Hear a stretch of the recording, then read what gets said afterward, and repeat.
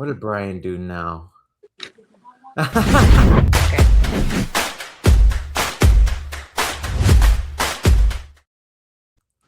Welcome, everyone to Never Alone Live. And it is so good to be here with everybody today. I'm Johnny, as always, joined by Krista, the sober Barbie.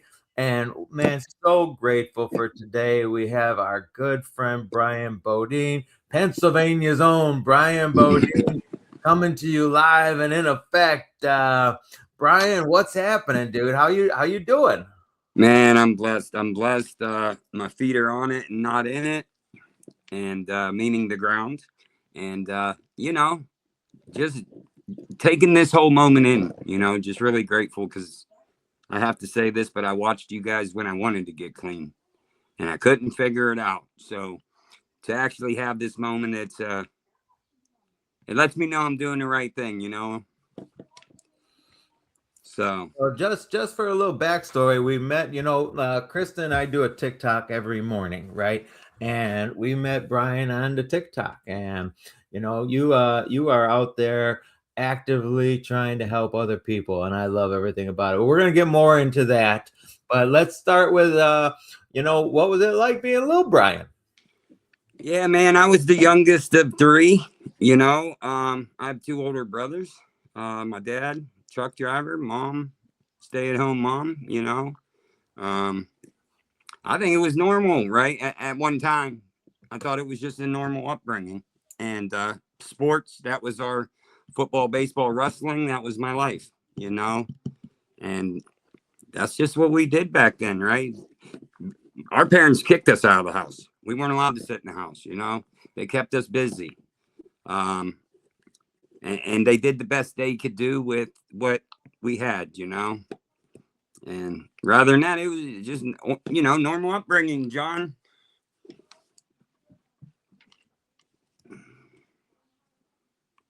He's on mute. Yeah, I get the same thing, that normal upbringing. And you know what? It took me 20 years to figure out that it wasn't so normal. It took me a long time to figure because and we're the same generation, dude. Outside all day long. You can come back for a snack, but you got like a 30-second time limit and get the hell out. And then we're back to playing sports and doing what we do. And come in when the street lights are on, right? Yeah. And get a couple whoopings along the way if you acted a fool, because back then your friends' parents, they didn't play back then, at least not where I lived at. Hang on, where's that? You got beat up by your friends' parents too? Oh, absolutely. If you were out there doing something wrong, they had the right to snatch you up. And believe me, I wasn't listen, man, I had the short guy syndrome and the being the baby, you know what I mean? So sometimes, yeah, man, I just had to be hard headed. Well, I was the one giving the whoopings to all the neighborhood kids. So we fought a lot of kids now, but yeah, that was just how we were, you know what I mean? And like I tell my kids, we didn't have the cell phones and computers and all that. You had to go look for the bicycles, man. That's where it was at, That was it. And yeah, man, it was good though. I loved my upbringing, man. I really wouldn't change it. It made me who I am today. Respectful, I don't know. I mean, I got beat up for a living though. I had two older brothers, and they didn't take it easy on me, man. But they were also, they were my protectors as well throughout my story. We'll touch on that. But yeah, man, I wouldn't change it, man. Like you said, I'm from Sharon, Pennsylvania, and I love it, man. I don't mind it here. All right. Well, let's fast forward. Let's fast forward. And where did the addiction career start? So like I tried something, I think 14, 15 years old. I tried the weed a Thursday night before a football practice. And Yeah, I found out I didn't like that too much at that time, you know what I mean? Because I seen a dog in my backyard and I didn't have a dog at the time. So uh, it was just something that, I, I was always a leader, you know what I mean? Then we got licensed. So my grandfather gave me a letter a long time ago before I started driving. And like he stressed on that about no drinking and driving, you know what I mean? And I think at some point he may have lost somebody. My grandfather drank. He was very well known for his bowling and stuff. And so he took these cherries to the bowling alley. This is what I remember of my grandfather because people would tell me. And then I went and played baseball at Edinburgh University, which is in Erie, Pennsylvania. Well, I thought let's back up. I thought I was gonna go play baseball, right? And I got there and I was ineligible after spring ball. And I only went to college to play baseball. I didn't go to get an education, you know what I mean? I never thought of it that way. And I came home, man, and I realized real quick that like that brotherhood that I was so used to, and like I said, I'm the youngest, so my brothers were gone.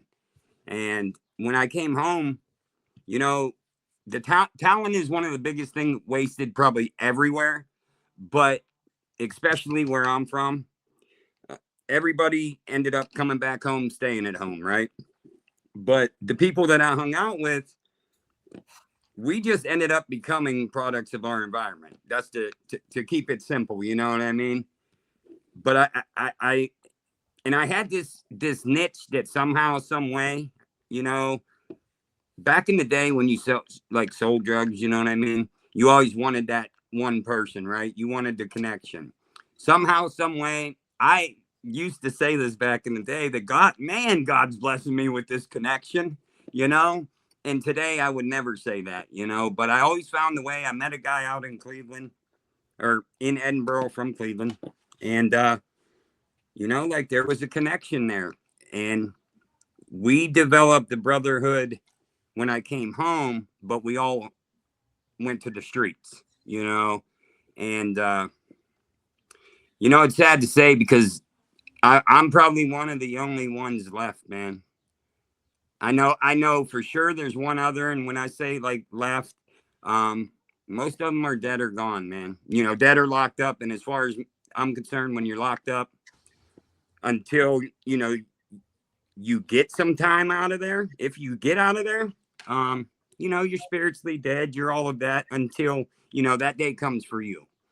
But yeah, so man, that's what we turned to, and it started with weed, marijuana, whatever you guys want to call it. And it just progressed. All that money did for me was it gave me more addictions. I'm be open and honest, and I just kept going up the chain. And, I had a couple of things, Johnny, that I went through in my life, right? You talk about the addiction. I had a couple of serious incidences, like I was in a bad car wreck 2007, and it changed my life. I never touched a pill in my life. And when I touched that pill, man, I'll tell you, my life changed, and it didn't change for the better. It went really out of control to the point that I believed and told my wife, my children, I'm probably gonna I'm gonna die of this, and it wasn't a disease to me back in the day because I had no education on it. But today it definitely is. But yeah, man, and I just progressively went downhill. Money. It was money, women, and ignorance. And that's exactly how I want to put it, because I cared about nothing. I chased that little green thing that everybody thinks you have to have. I'll take the bare minimum. In my life today, I'll take the bare minimum, because if you give me that, and God knows this, back then I wouldn't be here to talk to you guys today. You know what I mean? I wouldn't be a voice for the voiceless, And so that progressed throughout the times. It kept going up and worse. And somehow I also eluded I eluded the law, man, somehow, some way, And like I said, there were times that I would really sit there and say God is blessing me as I'm tearing people apart, as I'm tearing my community down, you know. And there was a situation, you know. I went to a church, you know, some church based rehab. I tried that. I don't know. I'd say about 2000 and something. You know what I mean? And it was weird because I was like at the end of my road. Well, I thought I was at the end of my road, right? And listen, I was involved in church my whole life, right? As little kids, we had to go to church. Well, I used an excuse when my grandmother passed away. I said, man, Grammy's not there. I can't go step into church. I go sell drugs, man, but I can't go to church. Make that make sense, right? And through that time, man, like I said, it got worse. And then when I went to that first rehab or whatever you want to call it, I call it slave labor. That's what I call it today. And I went there and it was nothing like what they said it was going to be. They took everything off you like the day you walked there. You were allowed to have like nothing. So I'm like, well, I go with the flow, you know, and I started asking questions though. Like I didn't stay long, but we had a Thanksgiving dinner and these people owned a church and everything, man. And we went out to work the one day and somehow I got stuck with the boss and he sat in his truck and watched me work all day. Well, if you know me, I'll do anything that anybody else does, right? As far as like as a leader, if I asked you to do something, I'm going to be right behind you. And then this man was talking about the money, you know, and we were staying in a group of men's in the basement of a church. There was about 8 of us crammed in this little tiny room, honestly, like a jail cell on bunk beds. They were taped together and stuff. And this was rehab. This was a treatment facility. It was a free Catholic church, Christian something. It was in West Virginia. And there was a Thanksgiving dinner. Okay. So this, like I said, they have a church and everything, man. Actually my Suboxone doctor at the time, because I wanted to get off the pills. My Suboxone doctor had went to Walmart and they gave her this thing. So she was trying to help me out. And in the long run, it turned for the worse. And we went to this church, this little church Thanksgiving dinner. They had so much food, it was unreal. And 2 homeless people wanted to come into this building. And they, I'll just say they didn't let them in. And the pastor acted like a complete, you know what? And it just turned me away. You know what I mean? Like we talk about people being turned away from God. Like that's what it did, but that's my fault. You know what I mean? Because I got to look into things. I didn't have the brain capacity then for what I do today. Mm-hmm. But I know what I did do. I went and I told him I want all my stuff. No, I waited for church. That was Wednesday or Thursday, whatever day Thanksgiving's on. So I waited for church because you go to church Sunday. Well, I was like, let me just wait, you know, maybe it'll pan out and it'll be helpful, you know, uncomfortability, you know, being uncomfortable. We don't like it. So I thought maybe it might be that. And it wasn't. I stepped in that church Sunday. I lasted about 10 minutes, man. It was the most eerie feeling I've ever had in my life. And I said, I know there's no way. Bad church, good church, no church. It don't matter. It shouldn't feel like this. So I called my wife after that and, man, I told her, I'm like, listen, you got to come get me. This is nothing what they say it is. And on the way home, I told my wife, I said, man, it looks like you're just going to have to bury me with these pills, man, because I didn't have any other option. I mean, I had options, but I didn't see the options I see today. And I came home and went back to the same thing. Now, I started my journey, John, in 2007. That's when I started my true recovery journey, you know, like I started going to the rooms. I tried the best I could, man, but I was that repeat relapser, man. I'm talking over, get some months, get a half a year, get a year, you know, But then again, I was that guy who went to the meetings and couldn't wait for them to be over and was high. You know what I mean? Like I did all of that. So when I speak, it's always on my experiences, you know.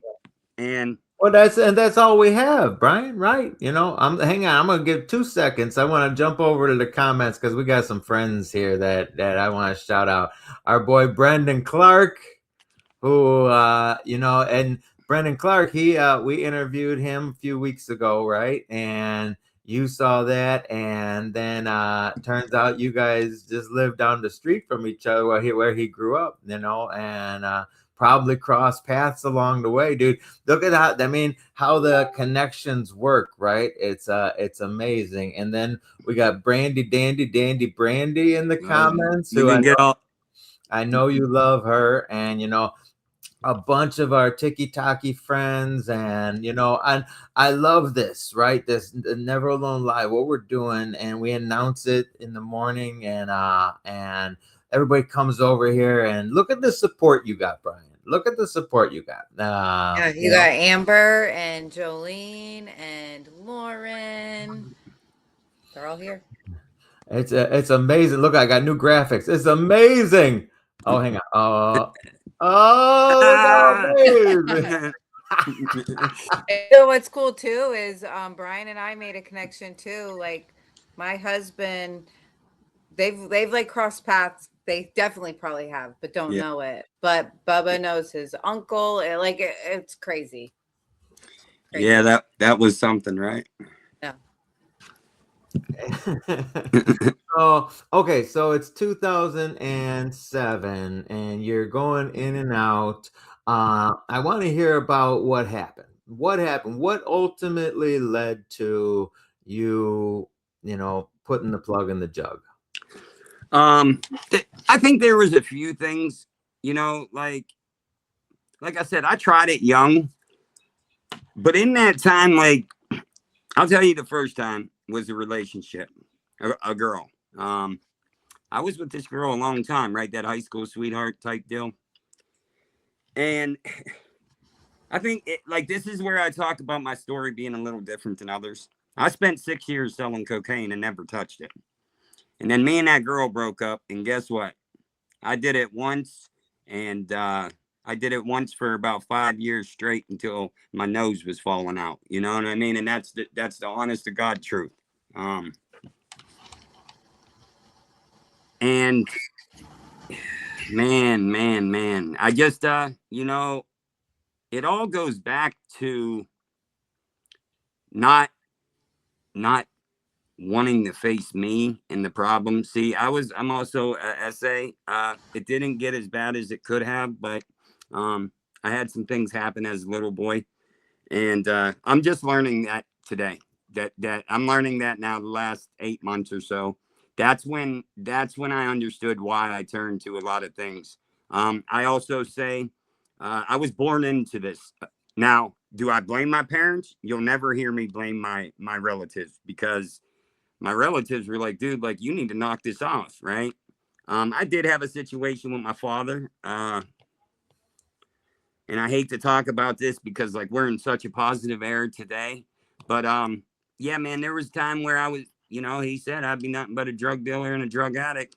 Well, if you tell me I'm gonna do something, I might just do it a little harder than you expect. You know what I mean? And I thought it was like showing him something, right? Yeah. Yeah. Like one of them moments, right?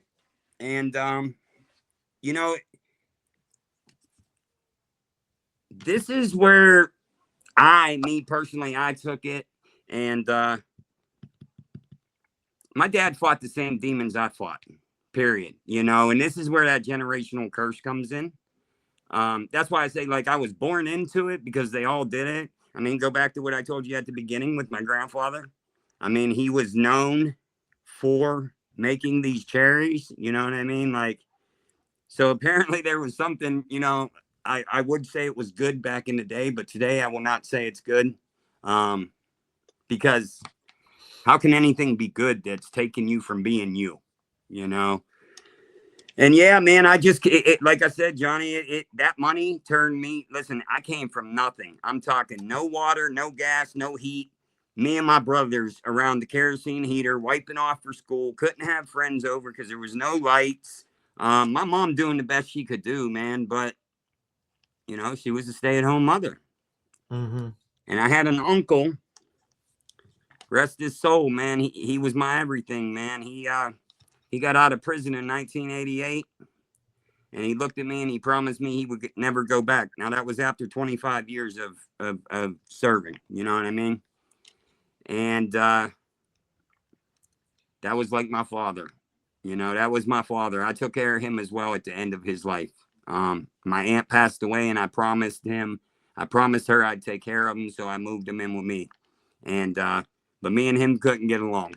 Anyways, man, it was just that's what I put myself around.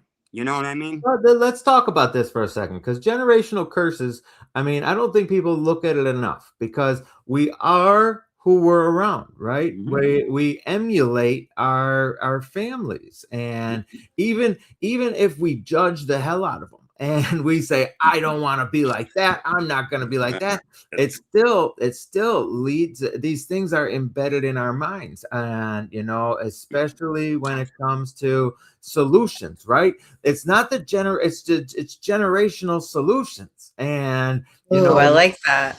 when the generational, when my parents' solutions were drinking and drugging, I didn't like that. I judged the hell out of it. I knew that it was bad. But then when it came time for me to come up with some solutions, I remember those solutions. Right. And you know, and that goes back to my grandparents and their parents before them. And then, you know, it's the solutions that they had. It was the ideas that they formulated. I mean, if you look at doctors, right?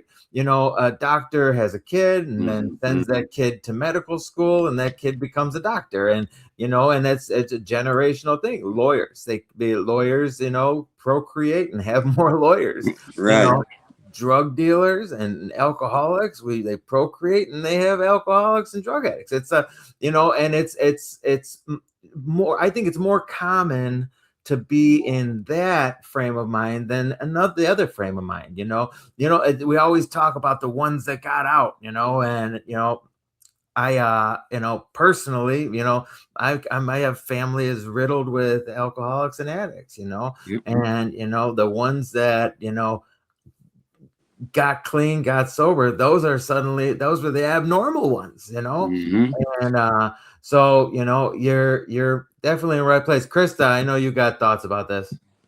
Yeah, I mean, when you were just talking about like your grandfather, like back then they didn't talk about this stuff, and it was okay because you only saw what was on the surface. You didn't see Mm-hmm. what was happening behind closed doors. And I my parents didn't drink when I was growing up, but their parents drank. And so it was like a skip generation, and my parents wanted to do something different, but I you'll never hear me talking bad about like how my parents raised me or anything, but they did the best they could. And I do look back, and there is some dysfunction, and there is some generational stuff that I'm healing from today. And I didn't do that until I got to a forgiveness part in my recovery, you know. And it took years into recovery to see it. You know, I deal with a lot of anger and past addiction. There's a lot of anger and stuff, and it's not the addiction that I get from them. It's the way I handle my problems, you Yeah. know, and it may not be the healthiest way. We just don't talk about it. We don't talk about it, you know, but I need to today. I Yeah. have to talk about it, you know. That's that like piece with me. Like you're gonna do what you see. You know, Yep. Johnny. Yep. I grew up in that type of family. What would we be talking about lawyers and doctors for? You know, my parents. I didn't. My grandfather was no lawyer.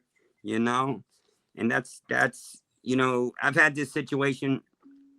My wife and I. You know, our relationship was rocky at times. Right. That's because we only did what we knew. Now we can run or we can fix it. You know what I mean? Is she a normie, or is she in Yeah, that's recovery? what they're called. Yeah, I guess she's a normie. But see Okay. that I don't think that. I think So we're the she's a normal saint. ones. She's a saint for putting up with you. Well, listen. I told her I would have left myself a long time ago. Why'd you stay? You Yeah. know, She saw something though. She saw something in you, the fight, you know. she sees Oh, it's gonna make me cry. she sees this me. You know what I mean? And you know, we have a great relationship today because we communicate.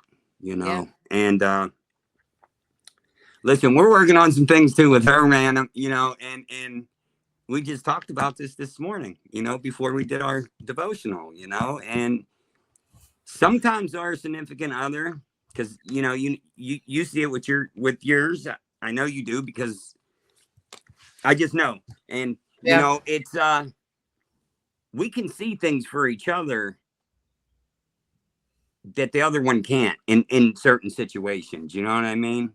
Yep. And she brings out the best me. You know, I used to say this. I used to be like, "Oh, you're attacking me," all because I didn't want to. I didn't want to hear the truth. You know, I had a very bad problem of believing I was worthy and could be successful, and anybody wants to hear me. And I'll touch on that a little bit later in this little thing. And but yeah, that's where it took me, Johnny. Like that's what I want to do today. You know, I can't. So like I share it with my kids, right? My two older kids, man. I'm gonna tell you this. I may have did a lot of wrong in life, but I'm gonna tell you, I definitely did do one thing good. My family is very rich in love. Okay, we love each other. My kids have never went to bed thinking without a kiss, without a hug, without a "I love you," because I promised myself because I lived that life. You know, when I talked to my 17-year-old son, you know, I manifested some things, and I get that feeling is coming on, right? I manifested some things, and it was funny because he looked at me and he said, "I know you are, Dad. Like I know you are, right? I've fought adversity my whole life, right? I wanted to do things that 5 foot. When in school, I was probably 5'3", 100 nothing, you know. But I busted my butt, man. To you may be bigger, faster, and stronger, but I'm gonna outwork you. It's not even a question, right? And everything that's going on in my life today, I told him we were gonna do. Um, and I don't do this for me, but I did find out the other day I do this for me. But at the back end, right? Because I already have the answers. So do you. So do you. We all have the answers of what we have to do to not pick up. But what I didn't have the answers for was my calling from God. Um, the God gift of gab. Okay, you know, I'm sure we've all heard that. But it's what are you gabbing about? Are you gabbing about like just talking the talk, or are you gonna walk the talk? You know what I mean? And I don't know. I try to walk it the best I can. I am not perfect. I don't believe perfect exists. But I'll tell you one thing. Um, I love people, man. I love people. And the devil, or whatever you want to call it, I hate to say that, the enemy, he had me confused for a little bit, you know? And my purpose is to be here and help others. See, Yeah. I love that. I knew I was very excited about this conversation. I knew that we were going to have a good talk here today. And, you know, everything kind of correlates. Everything that you're talking about now. We're talking about generational curses, right? But then we're talking about, you know, becoming better parents because of those generational curses and being a better example and showing different solutions. And I love what you talked about with your sons. And you know, my boy is 10, right? And my daughter is 22, and they've never seen me drink. And you know, my son, he'll tell you, Dad needs to trim his beard. Dad needs to trim that makes me so happy when he tells me that Dad needs to trim his beard. Why does he say it? Because I kiss him to go to sleep every night. That's And right. and I say I love you. And every time without fail, he tells me that my beard is too pointy. That's his is that word. I have memories of my dad. Oh my Yeah. gosh. You know, Hurt. and that's but Hurt. it's that good pain. But it's no, having him say that makes me feel like I'm doing my job right. Yeah. And when it comes to parenting, we're not, there's some books out there, but I didn't read them.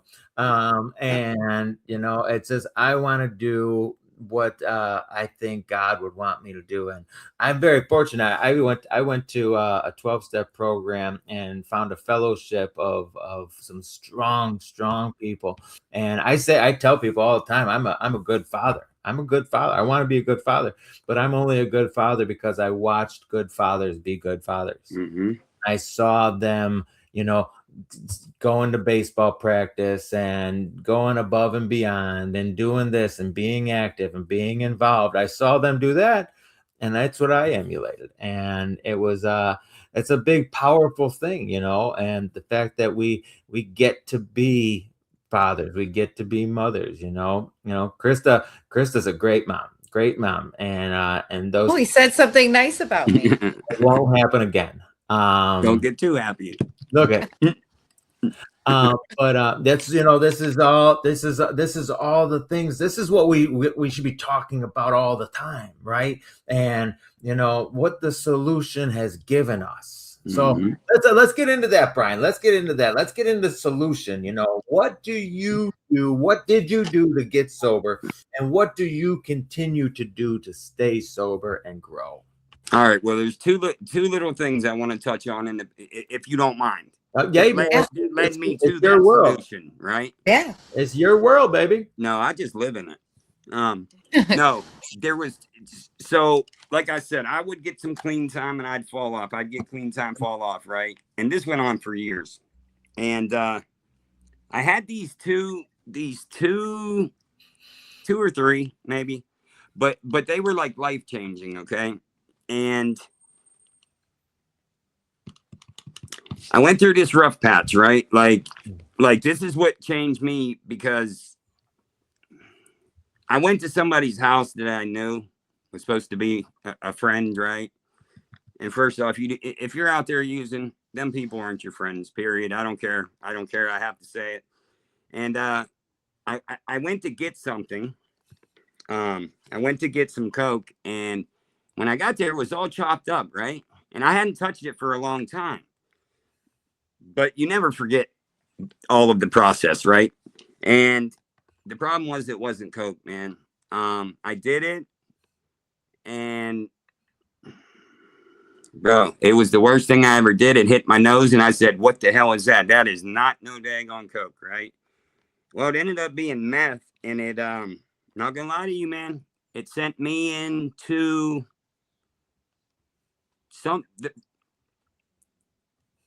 top two things in my life that I went into a psychosis, okay? So anyways, I ended up doing this stuff for like every 5 days. I'd get 3 hours of sleep. I drove my neighbors crazy. But I was in that psychosis for weeks. But you want funny? Here you go, Johnny. I was getting tortured by a 6-foot worm, brother. I don't know if you ever seen one of those, but I never seen it in real life, but they were there, right? And I do make this part funny, right? Because I want to explain, because I have yet to stumble across somebody talking about a psychosis. I had an experience too, and I look back and it's kind of funny. It's sickening. It's my wife and kids had to watch me, bro. I thought a worm. I stripped naked in the middle of Rite Aid.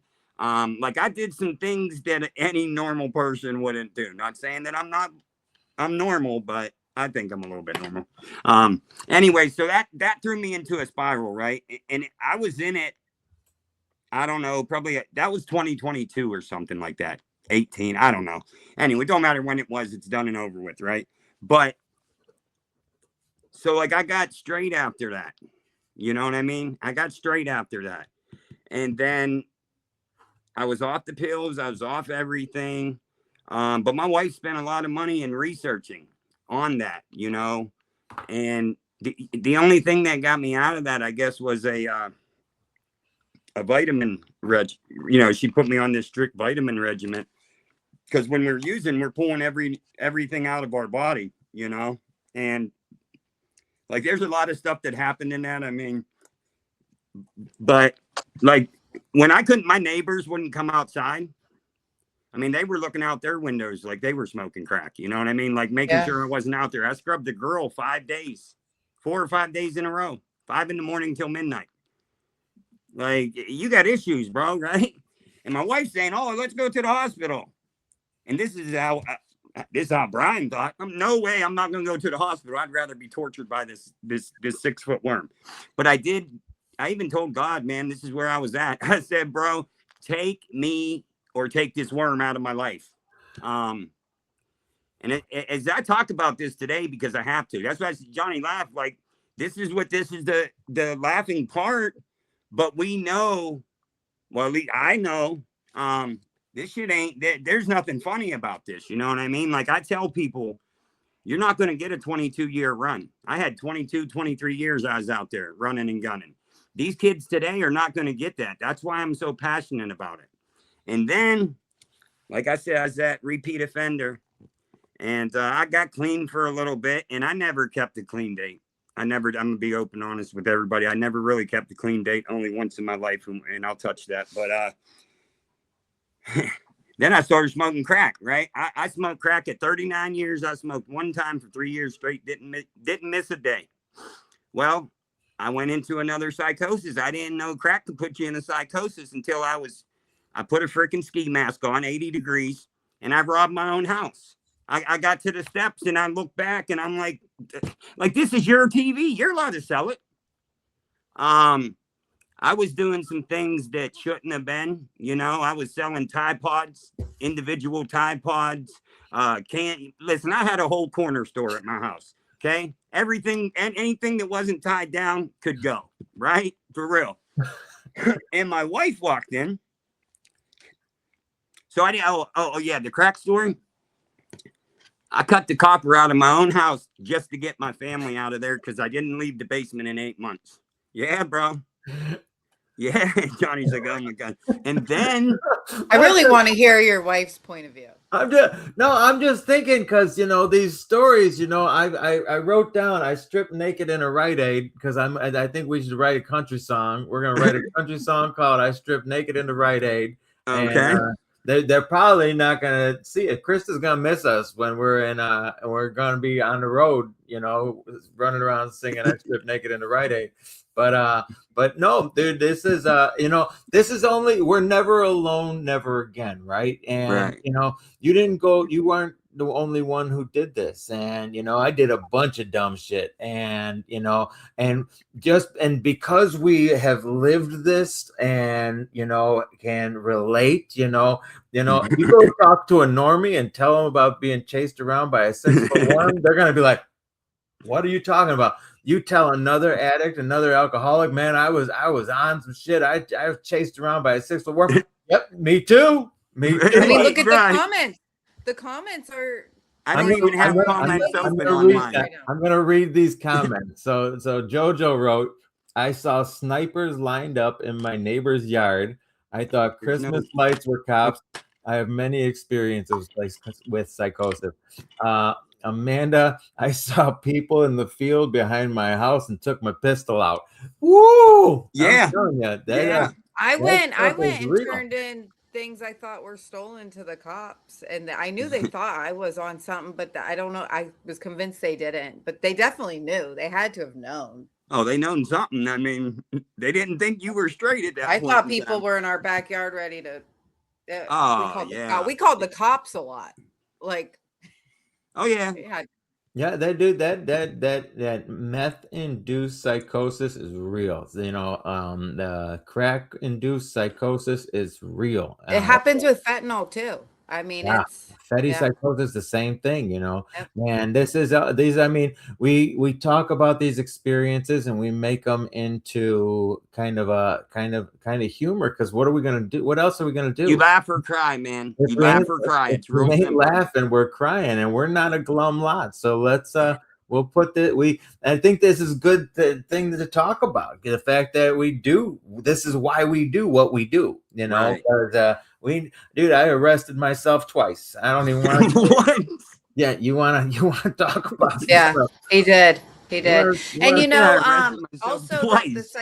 the psychosis though, when my husband was struggling, that's what made me handle it different and show more compassion, that it wasn't him. Like you're telling me Yeah, the man who cries when his kid has a bloody nose, he's going to walk away and choose that over his kids. Like you could tell it wasn't them, you know, yeah, and that was, as the outsider looking in, it was able for me to able to give more compassion and see how sad it was, you know. yeah, yeah.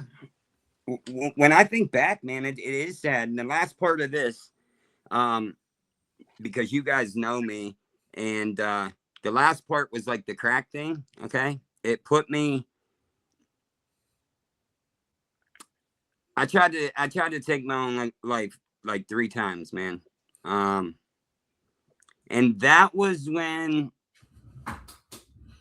like, that was something that I never experienced. I just never thought that way, you know. And when I went through those things, but the thing was, Johnny, this is where my life changed. Okay, um, I was in my basement and I was sick and tired of it, and I listened to a lot of music. And I just made a reel the other day on it. If you know, you know. Okay, DMX, God Show Me a Sign came on. And when I tell you 8 months, I'm telling you 8 months. Your boy didn't step out of the basement unless it was for some crack, and that was it. Lock right back down there, right? Well, that song came on, and I looked up and I just said, you know, I'm like, God, show me there's something. Like, I shouldn't be in this daggone basement anymore, man. Like, and as crazy as it sounds, like I went to take a hit. Yeah, I'm talking to God as I'm getting smoked out, right? And I went to take a hit, man, and that pipe was pulled out of my hands and shattered. It wasn't broken, it was shattered. The crack rock in the dust rock. I mean, you couldn't find one chunk of it. And that's not, you know, if you know what that shit is, that's not the way that operates. And after that, I decided to go, you know. No, I didn't. I tried fentanyl after that again. That's what happened. This is what made me leave. This is the last one. My wife, so I went over to the house because eventually, you know, you cut the copper out, you can't live there. Um, my wife walks in one day and she says, "Dan, the TV." And I said, "If you're worried about that TV, go look in the kitchen, you know, because you had to go right one way, left one way, right?"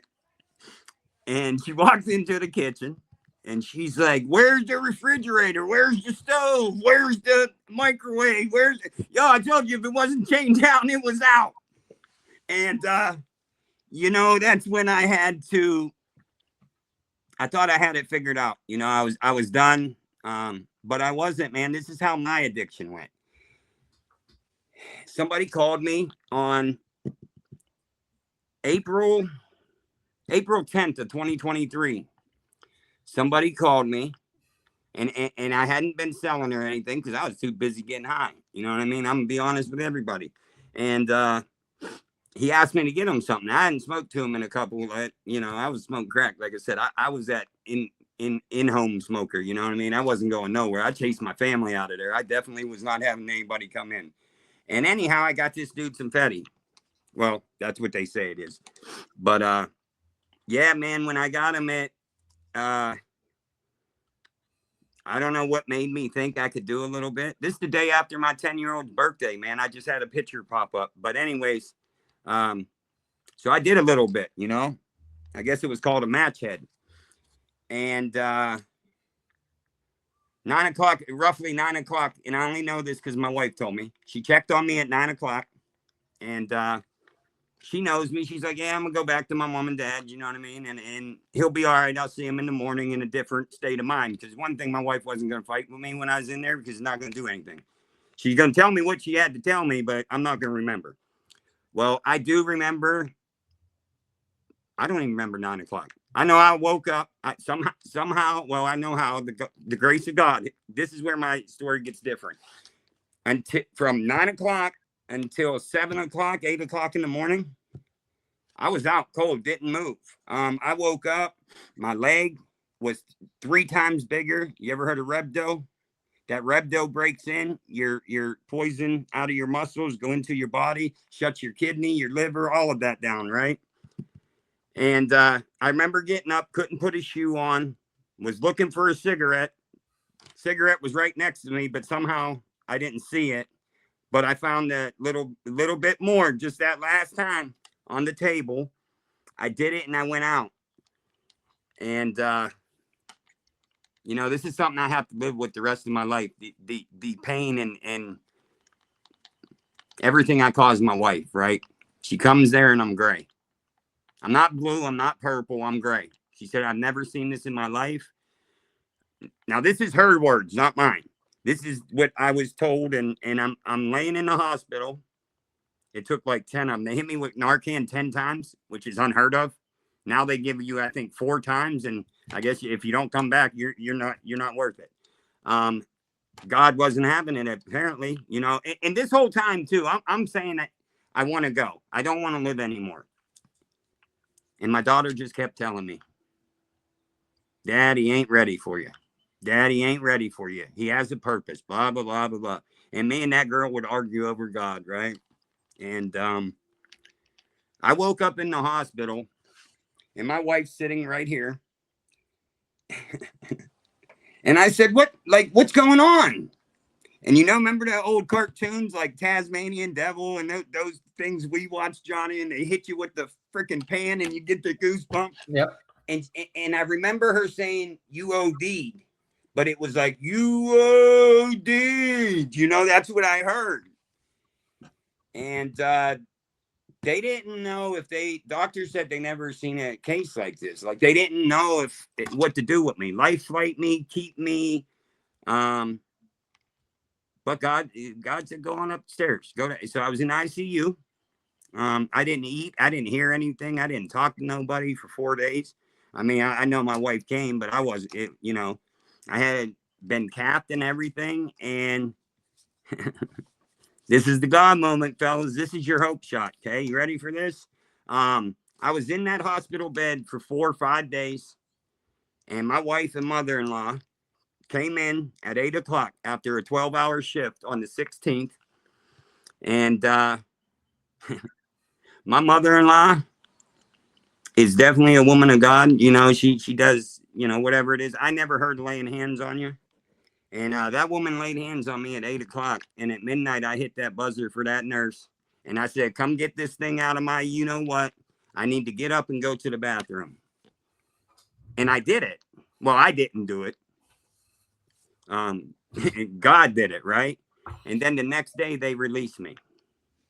And this is after the doctors telling me my kidney and liver was like I fought Mike Tyson in his prime. That was exact words to a T. And yeah, man, I got up out of there and I walked out of there the next day. And I swore I was done. 6 months later, I was good for 6 months. And I did it one more time. And yo, that was the game changer. That was the game changer. I went out in this house where I sit every day and talk to you guys. That was the last IOD, man. That was September 3rd of 2023. And Brandon Novak was reached out to. You know him, Johnny? I'm sure you know Brandon. Yep, from Jackass. Yes. And he said he could have a car at my house in an hour. But the addict said, heck no. I had one more run in me. And, you know, I had a job offer for $1,200 a week. And me at that time, I was going to take it. And my wife looked at me and she said, yeah, that's good money, but your life is more important. And I had to eat that shit. And that was hard, you know. And that's why today you'll never hear Brian talking about chasing that dollar bill. Because matter of fact, I don't even keep money on me, man. I don't even deal with it because still with a few 24s, I can lose that in a second. I had clean time. So I went and did a rehab in Pyramid, Quakertown, Pennsylvania. And then I went to a sober living. I didn't know what that was at all. And I did this thing called take some suggestions and go to meeting. And I did. I did, man. I'm the man I am today because of Narcotics Anonymous, as far as my knowledge. And I stayed there. You know, I set a goal for myself for once in my life. Like I never had a goal throughout the journey. I just thought, you know, and my even after all that, guys, listen, man, my addiction was so strong. I just thought I'd go to the other side of state and set up shop. They don't know me. Yeah, man, I met a kingpin in rehab, but he was a tech. And man, I'm gonna tell you this. He saved my life. He saved my life. He said, bro, he heard my story and he said, you need to go the opposite direction in Philadelphia, Pennsylvania. And that's what I did, man. I took that suggestion. I worked I worked my butt off, and I just listened, man. I just listened for once, you know. I didn't do it Brian's way. But you know, then I had certain things that happened, you know what I mean? Like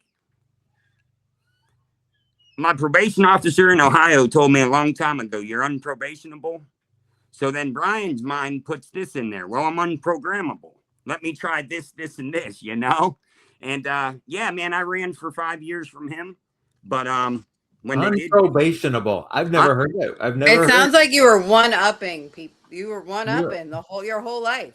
I'll No, take I that wasn't and- purposely and one-upping one-up anybody. He just said that, and I Dude, right in that. So right when you were talking a few minutes ago, Brandy Harris put a comment in the comments, and she distracted me so good. I shouldn't. From now on, Chris, I'm not reading no more of Brandy's She comments. one-upped your worm. While She we one-upped laugh, your worm. she said, and now I'm gonna try to do it, and it is my best Brandy impression. Twins. twin. Yeah. Twins. I seen Leprechaun on acid chase me all night. Oh man, I can hear her. I can hear her. Twins, I sent Leprechaun on acid chase me all night wanting his gold. Well, oh man, I love Brandy. There was a reason she was brought into my life, guys. Oh, she's the reason she's brought into all our lives. Oh my goodness. You're gonna make me take my glasses. I'm gonna call you later, twin. I'm gonna call you later, twin. Well, Brian, Yeah, okay, but man. you recently had a big spiritual awakening, though, right? Yeah, so I did this that whole thing, okay, and we're gonna we just gonna skip a little bit of months, okay, because it's no big deal. I stumbled across TikTok, right? I was on the verge of going back out and probably not coming back because that's me. If I go back out, like back out, like I hate when people say, "Oh, I don't have another run in me."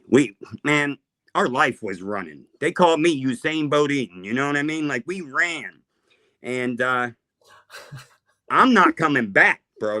I'm gonna be open and honest. I'm not coming back, Johnny. Usain Bodien. Fastest man on earth. Okay. Yeah. Yeah. I'm telling you, with a 6-foot worm chasing him, I'm out. And you know, I found a couple groups on there, and I do give them shout outs. You know, sober, feral but sober, sober but feral, however, whatever one it is. And you know, that's where this lady Brandy Harris comes into my life, and I'll be damned if I'm gonna tell a story about this and she ain't in it.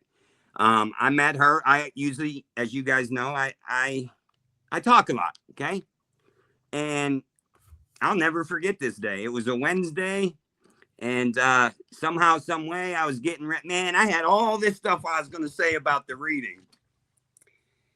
And Miss Brandy was right above me. I didn't know her, never met her, I don't know who she is. She's like, yeah, I gotta go first. And I'm like, I'm thinking in my head, this is my group. What do you mean you're going before me? And they're like, yeah, Miss Brandy. I was like, oh, she must be something because, you know, they knocking me down. And let me tell you, she came on and she ripped it. I'm telling you, she preached the building, preached the roof off the building. She preached Wherever the heck she was at, it came all the way to Pennsylvania in my garage, and it sat there, this thing called the Holy Spirit.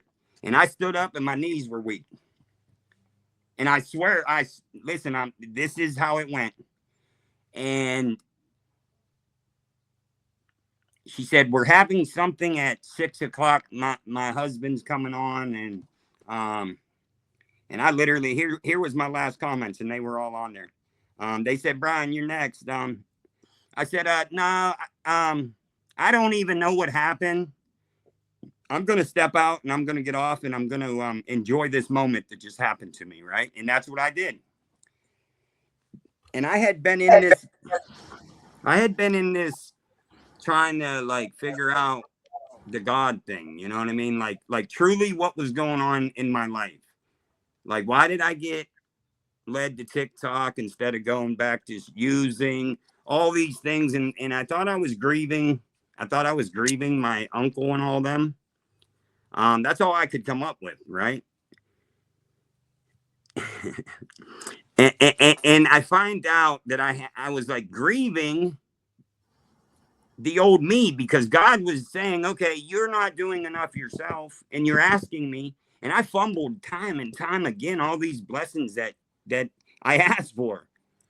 And this time I don't know, man, I sat and it was right around the time you guys had the Never Alone thing, because I was going to come, but I was caught up in this God thing. And it was like God had me prisonered in my house because he's going to figure this thing out. And yeah, man, I just kept moving and moving and moving. And but I didn't go anywhere. I stayed right here. And I that night, Wednesday night, I knew this was going to be special because I called. Listen, you'd have thought there was a pay-per-view fight on over at my house that night. I called everybody. Listen, you got to come listen to this because this is real. You know, like it was a feeling I never had in my life. I'm going to say that. And my man Tripp got up there and yeah, he ripped, like he crushed it. He told me exactly what my problem, like what the problem was and all that. Like, and I'll never forget it. He said, every man that you've ever let in your life has let you down. But he said that season's over. And he started talking about Jeremiah 29:11. And yeah, my life changed, man. My life changed. And I was able to tell somebody that Jeremiah 29:11, he had told me a story, but I had to add 13, 14, and 15 in there because it was just like, it was talking about taking you out of captivity. And I had just been rescued from captivity that I've been in for 20 plus years. And ever since that day, I've gotten a little closer and closer. And I built this thing called a relationship with God. And I don't just go jumping in rooms and around people and all that. No, like I stayed at my few because I just do. That's what God tells me to do, right? And that's what I do now. You know, that's it. That's that part. And then we'll get to sober Barbie's part. I didn't know I had a testimony until 4/21 of this year. Okay. I thought I thought it was a testimony, but I found out it was a story, but we're going to turn it to a testimony. And I went on this, like my wife like, hey, we're going somewhere for your birthday. And I'm like, where are we going? We're poor. We're not going nowhere. And, it led me to South Carolina, this place called, they call it, well, I don't know the Pretty real place. name. Yeah, I call it the Pretty Place. Yeah. It's the YMC. Fred Simon Chapel. Okay. So it's on top of it's all the way up this mountain, man, way up there, you know? And, man, the things that happen there. First and foremost, I didn't even get to that yet. Things happened way before then. We stayed up in the mountains, some national forest, and like I never had God speak to me. I never heard God speak to me. Never once.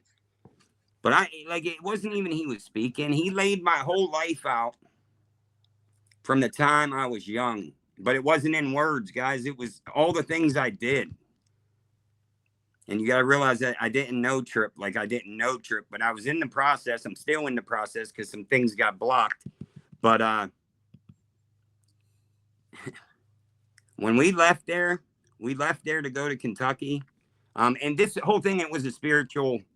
That was what my wife said. I want you to have this spiritual thing, because my wife said she prayed and prayed and prayed that I would just accept God. And, I did. But I thought like that baptism and all that was like the end of it, And Miss Brandy Sneaky Butt sent something of Trip getting, he was getting prophesized before he was going to his next thing. And I sat there and I watched it. And then I finally got like Trip was delivered in my life. And we got to speak, and I told him, here's the thing. I'm stubborn. So I had to have somebody like Trip that lived the same life as me. And I see him get his life switched around, because you won't waver that man. That man knows who he is, what he's got to do, and he's going to do it. Right. That's why he got on that daggone boat and went and got a haircut. Right. And, I just, I don't even have the words, but that's what happened to me. Everything was put in there, and we were leaving South Carolina to go to Kentucky, and I had this 3-hour cleanse, as I call it. I don't even know what you call it, but I bawled. I'm talking weep and like the word love would come on the song, and I would just break down, right? But I had watched this where I don't know how to explain it. That thing that was going on with Trip, like it hit me in a way that, I don't know, man. It just made me believe that I got to have a Bible on me at all times, because the only reason I'm here is because of God. Like, I felt it. It was like a see it to believe it kind of moment. Like, yeah, man. See it, and it was real. Listen, if I cry for 3 hours, there's something. That's not a bad cry. That's like you either change or you're going down, homie. Like, pick one or the other, because I never experienced it. But then it was like I felt like, so, they say it's very dangerous. There's dangerous times in that. You know what I mean? You're going to get attacked by this, that, and another. I kept having them moments too where I would get attacked, and it was costing me a week on this place. But that's when I realized that, and I'm not saying this cocky, I'm saying it because I'm confident in who I am, and I understand a lot of things. I'm a very smart person.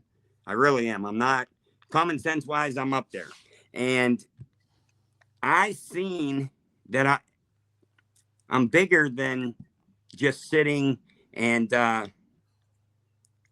talking to people that don't value me. You know what I mean? Like, I'll help anybody, but there's certain people who can talk and there's certain people who can't.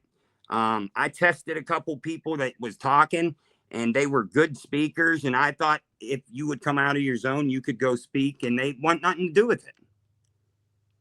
And I'm like, man, give it to me. I want to go tell the world about God, and I want to tell the world about recovery. I never mastered anything besides addiction. That's it. They say 20 years, 10 years to master something, Johnny. Is that what they say? Something like that. I never mastered anything else. But I know as long as God gives me another chance, I'm going to continue to share my story. And now, I mean, look, like I've met all you guys. Listen, none of this is by accident, man. I literally sat there and watched, man. And that's my story, man. That's that hope shot, Johnny, is,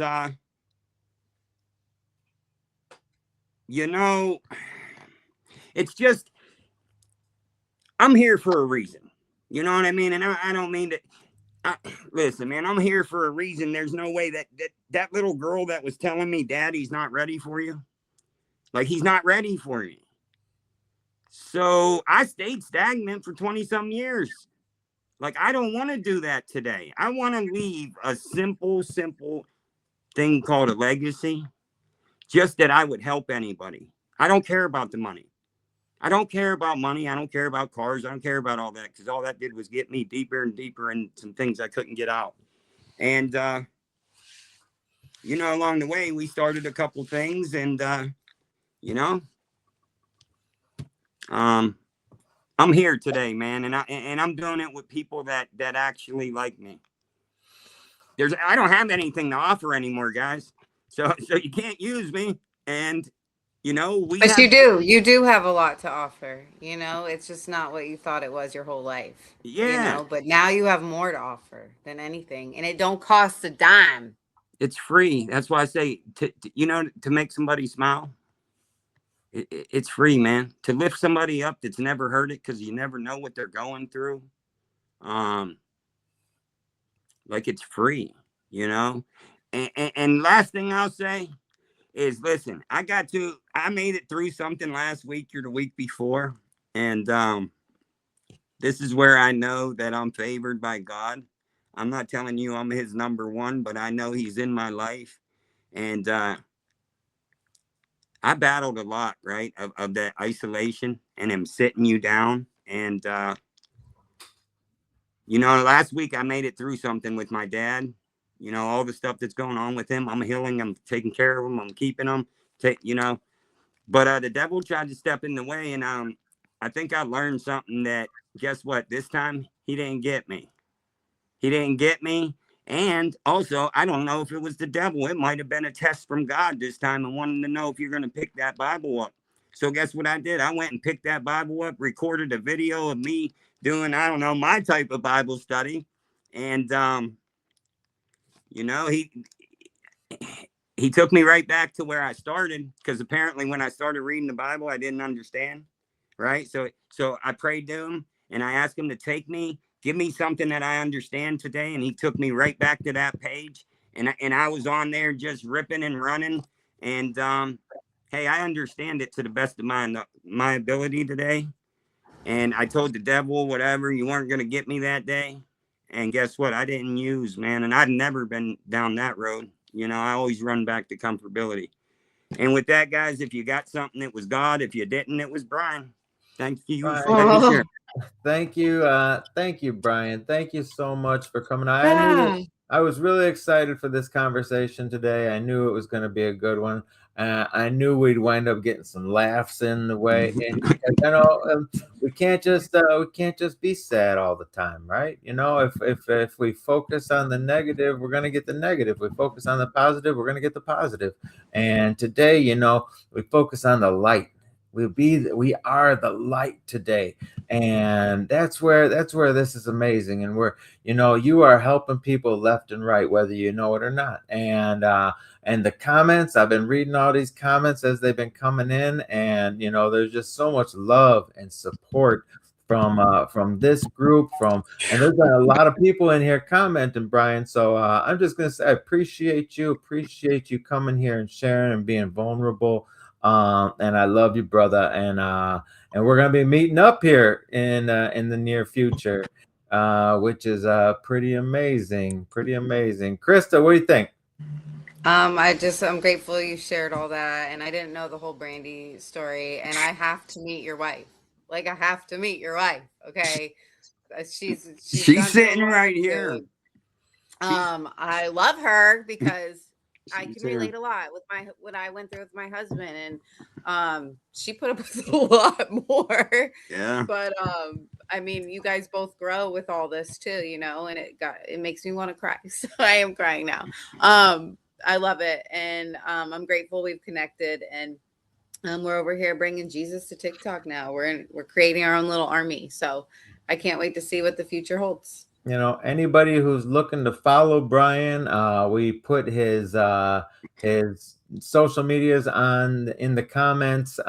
Please do. He shares a bunch of really good stuff, and the best thing about following someone's journey is learning as they learn. And even though we've got different stories and different demographics, and so we're at different time, we're constantly learning from one another. And and that's the importance of this. And being program agnostic, and faith agnostic, and we all come to this journey. We're all on a journey, and and we cross paths and learn from one another, and it's a beautiful thing.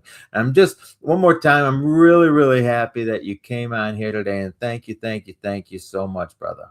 Thank you for having me, man. And thank you all for being here and watching today. And we've had such a good group in the comments. I don't think I've laughed so damn hard on these things yet. But Brandy and the damn leprechaun. But thank you all for coming, and we'll see you next I'm week. sweating like I was in the sauna, bro. like, I'm serious. See you next week, everybody. Yes.